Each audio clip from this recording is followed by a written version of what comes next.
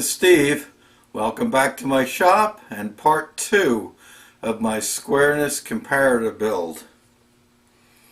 In part 1 I roughed out the base and it ended up being, after I cleaned up the ends, just 15 thousandths shy of 4 inches. So the next piece that I'm going to be making is the top section, which will give me the ability to adjust it.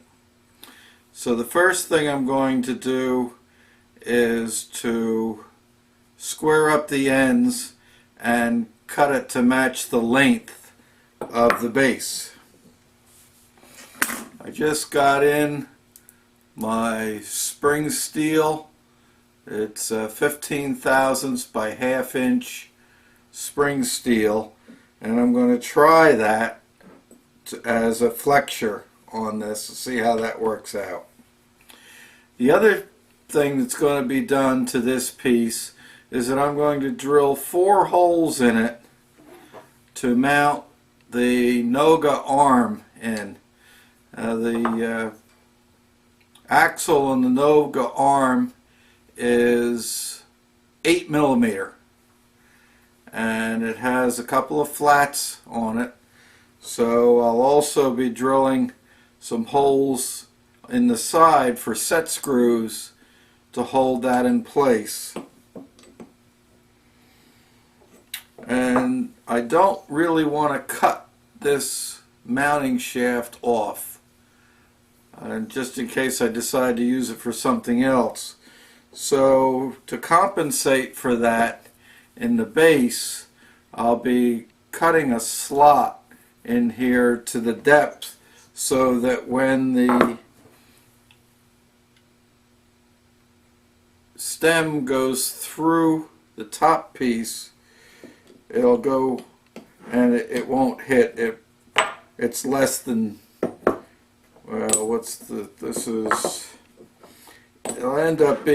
going to end up being about 1 3/4 high, and so this is less than 1 3/4. It's about 1.5 inches long approximately.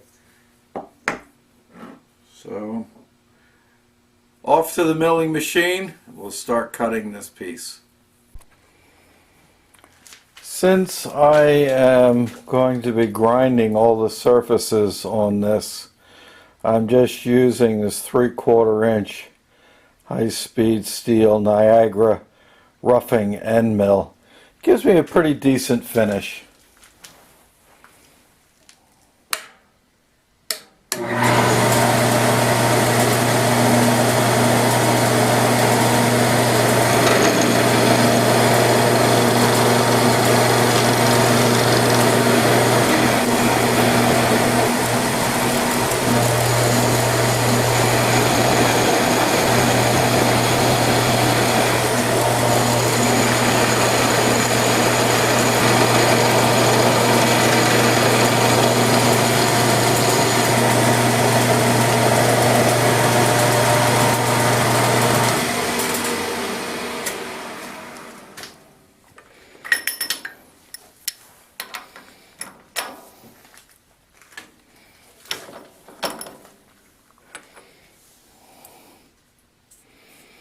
Looks pretty good. I'll turn it around and cut it to length. Okay.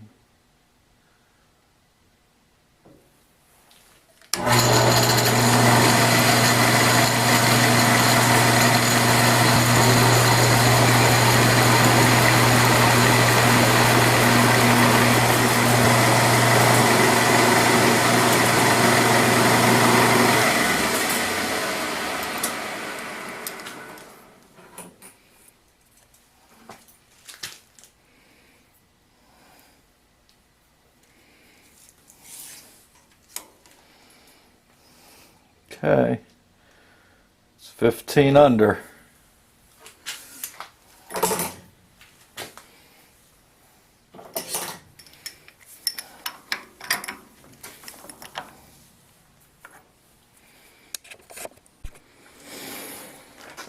Okay, the length of the top measures the base, or matches the base now.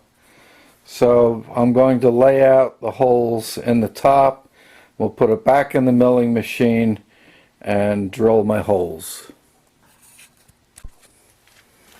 I'm going to use my wide Sharpie to mark this.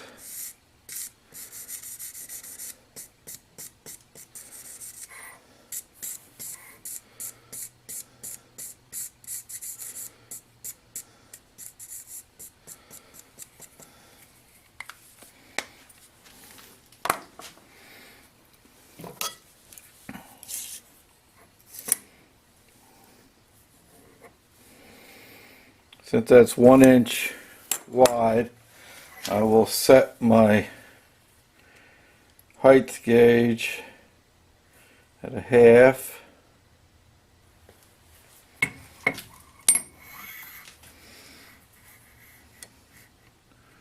Scribe the center line.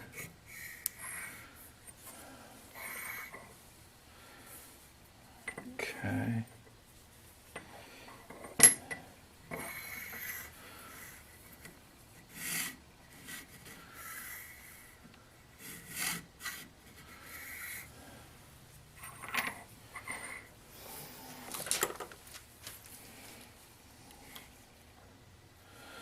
I'm going to start the first hole at 1/2 inch in from the ends.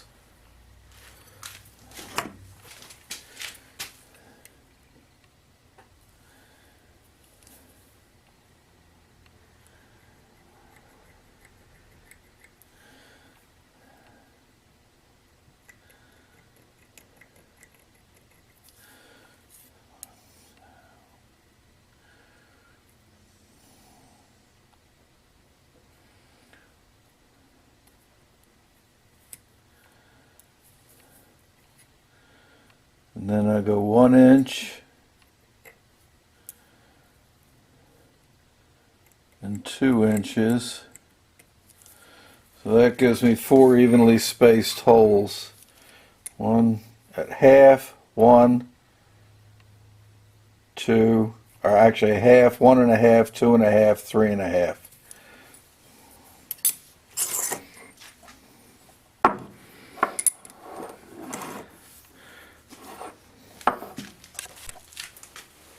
This doesn't have to be super precision or anything like that, so I'm going to use the prick punch and just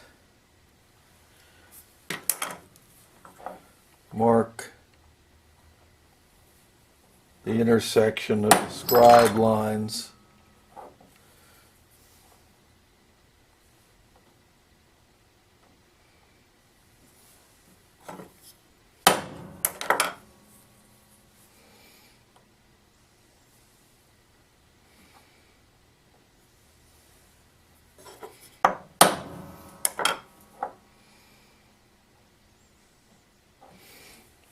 Okay, we'll put it in the milling machine. Since the hole positions don't have to be ultra precision on this, I'm just going to use my wiggler to set the first hole, and then I'll zero out the DRO and take it from there.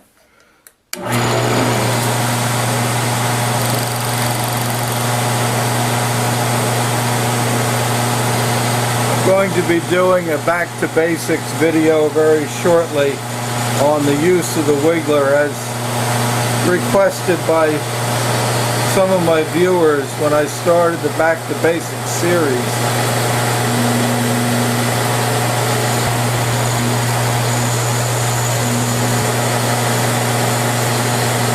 I see some of the other machinists do this with their finger. I'm not going to get my finger anywhere near that, because if it starts to fly, I'll show you what I mean. If you knock it off like that, that could take a piece out of your finger in a hurry. So I've got it centered up, and I'm going to zero out my DRO and change over to my drill. I'm going to spot it and then go ahead and drill it. And now I'm going to spot drill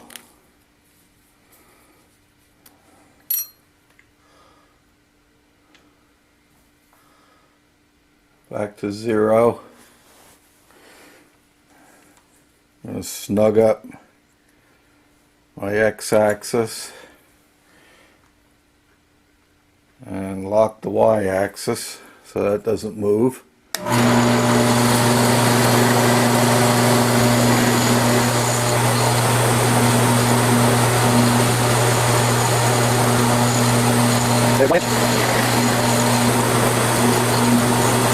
Two.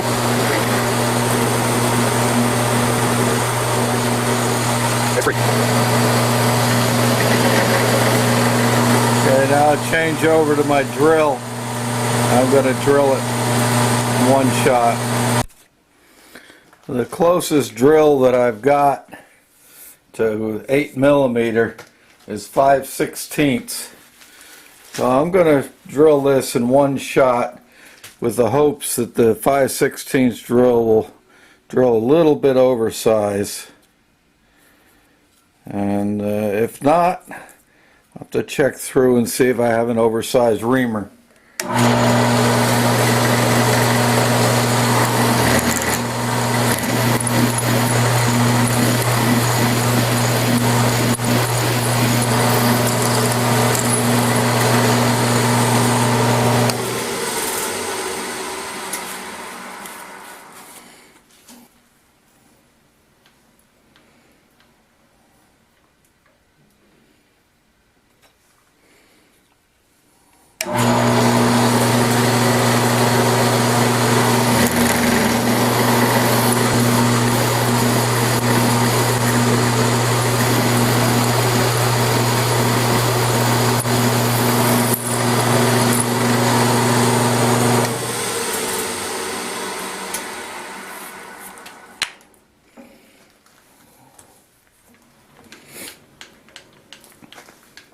Well, let's see how I made out. Nope, it's a little too tight. Be like a nice press fit. Now, the next thing I got to do then is look to see if I have an oversized 5/16 reamer. And if not, I'm finally going to have to break down and get some metric drills. Well, I have no less than 100 reamers, and I went through all of them, and I don't have a 5/16 oversize, and I don't have an 8mm. So I went in and I ordered an 8mm reamer. I will probably have it tomorrow. So until then, I'm going to do some more drilling. I have going to be putting set screws in here. They'll be centered on these holes. So I'm going to flip this. My x-axis is still set, and I put in a work stop here so that I can flip this up and keep my x-axis in line. And then I'll do a new y-axis. I'm going to center the set screws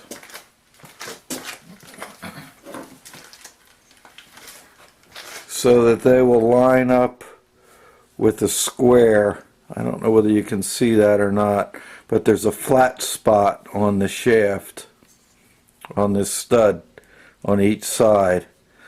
And so I'll measure the distance from the top to the center of that, and that'll be the center of my hole for the set screws on this side. But before I do that, I have to drill another hole right here which will be for the adjusting knob, and that's going to be a quarter 20 thread. So I'm going to get ready and drill that and tap it for a quarter 20. For my smaller diameter drills, I use an ER16 collet from the R8. So I have the R8 adapter to the ER16. I've got quite a good collection of the ER16 collets, so I use that for the smaller drills. Now I'm centered on this hole right now, which is a 1/2 inch from the end.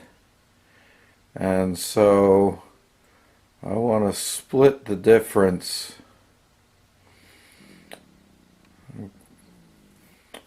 Got to come in here. If I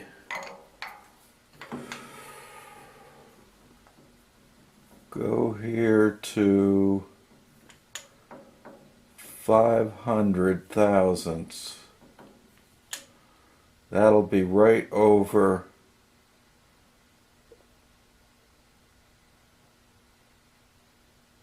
the end.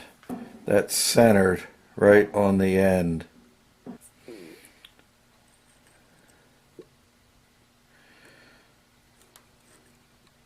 About 350 thousandths approximately there. So I'm going to split that. So I'm going to go in 175, and that should split the space between the hole and the end. This is one of the problems with designing on the fly. I should have left a little bit more space for this, but it's going to be okay. It's just a 1/4 inch hole, so I'm going to use my spotting drill.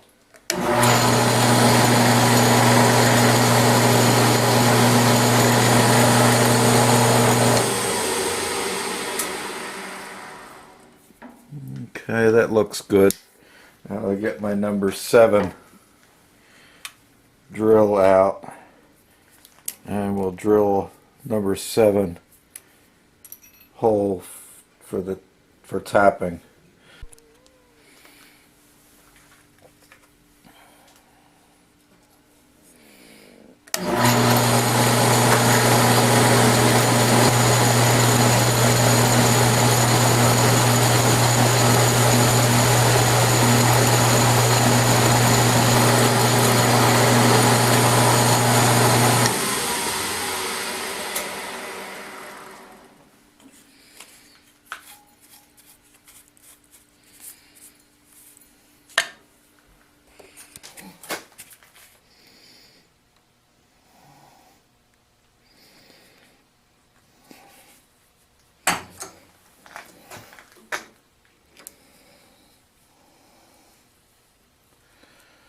This tap doesn't have a center hole drilled in it, so what I did to make sure that I got it started straight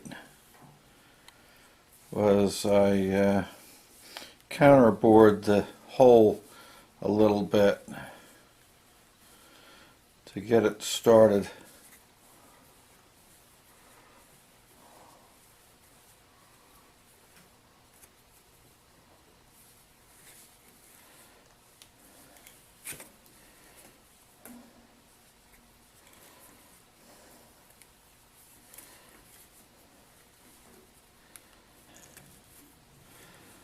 There we go. Boy, that was a tough one. The rest of these taps are going right in the trash. This one's going to follow close behind after I get a couple of new ones.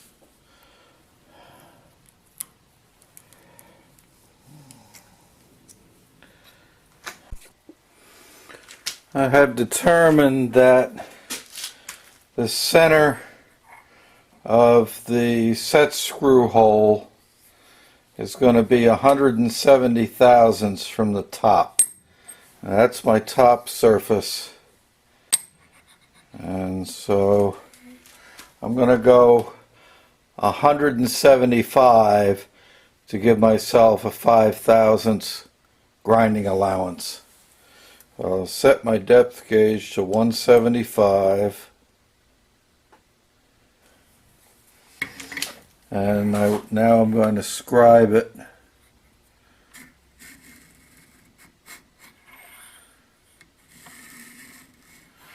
So that'll be the center line for the set screw holes. There'll be 1032s because I have hundreds of 1032 set screws,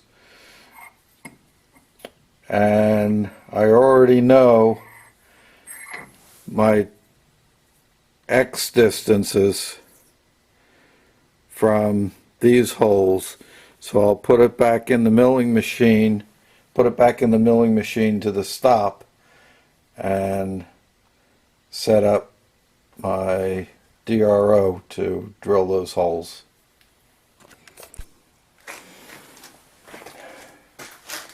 I had to adjust the height on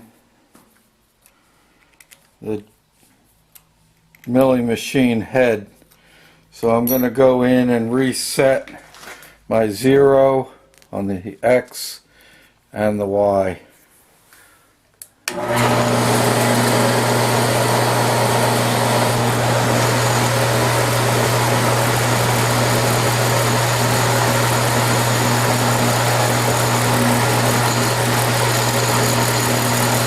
Go again.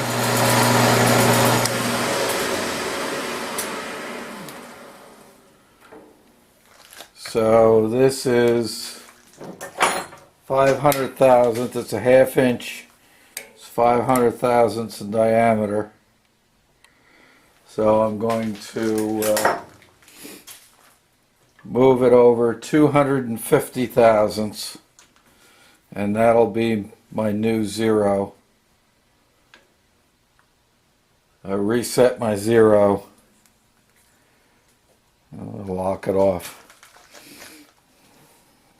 There, so my 0 is set.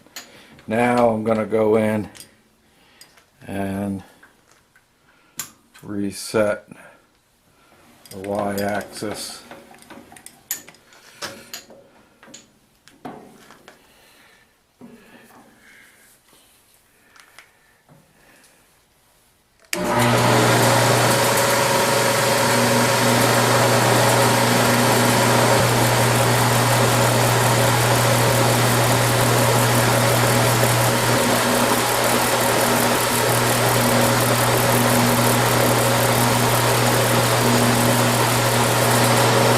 Okay, I'm zeroed there, and I zeroed out my DRO, so now I come over 250 thousandths, which puts me over the edge, and I'll re-zero it. Okay, I'm all set. Okay, I've come over 150 thousandths from this edge, 175 thousandths from that edge, and I'm going to spot drill it. Looks like it's in the right spot.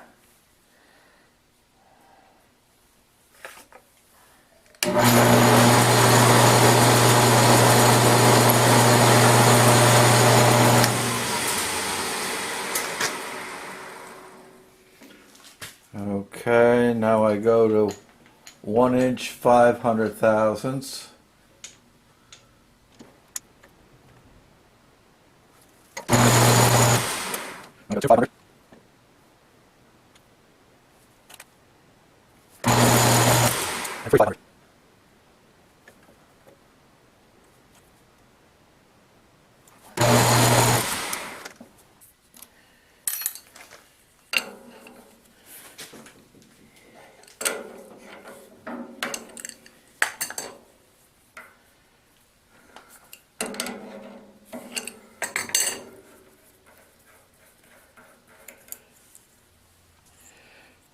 put my tap drill in.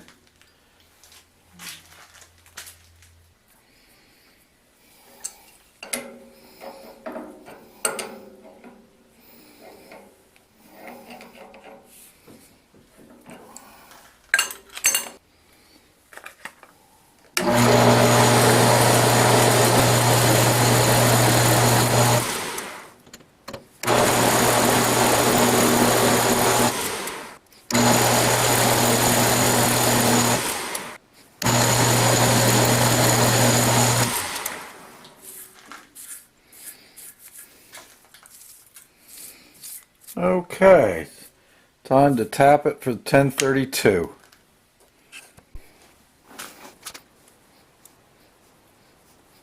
This time, so cut. Nice new short taps.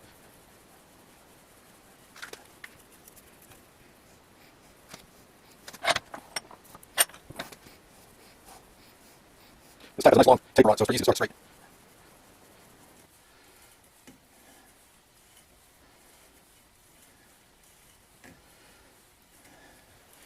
And when I take and get my 8mm reamer and run it through the holes, it'll clean out the burrs from the tap breaking through.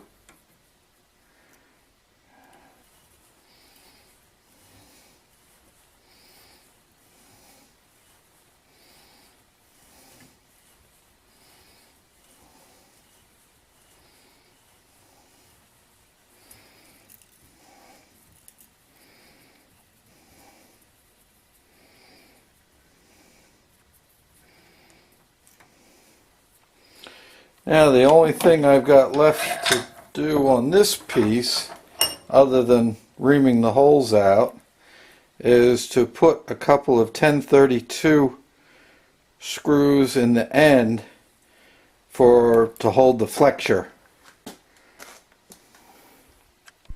I'm going to use my new Noga deburring tool. Very nice.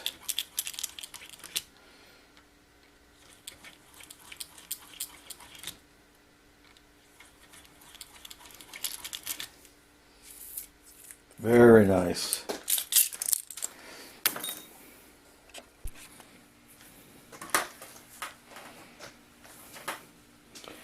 Well, that's about as far as I'm going to go with this video.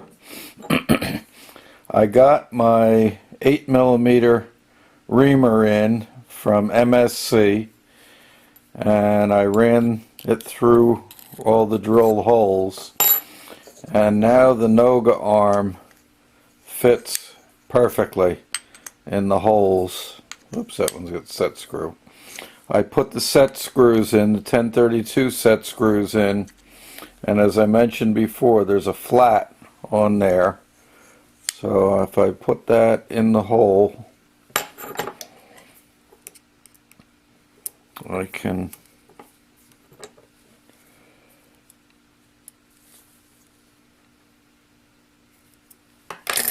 set it. That's nice and tight. For my Noga arm. This is the new Noga arm that I got. Now, as I mentioned before, one of the problems with designing these projects on the fly is not taking everything into consideration as you go. I picked up these thumb screw, adjusting screw. It's got a dog point on it, which is going to go down into a recess in there to keep it aligned, and it works just fine. The only problem is that it covers up that hole, so I can't put the Noga arm in that hole, which is no big deal, except that I wouldn't have drilled it there. I could have started here and maybe made them a little closer together, but that'll work fine right there. And I'll lock it up. And now the next thing I'm going to do is cut the slot in there so that as this goes up and down, it won't bind. So I'm just going to put a slot in there for the end. I don't want to cut this off. And the other thing that I'm going to be doing is cutting a small slot the width of the dog point and about twice the length of the dog point, so that as this goes up and down it won't jam. I have a flexure. This is only going to move, I would suspect, no more than about a 1/16 of an inch or so. It's just going to be to zero the dial indicator. And I got my spring stock in to make the flexure. So let's call that a wrap. I'll see you in the next video.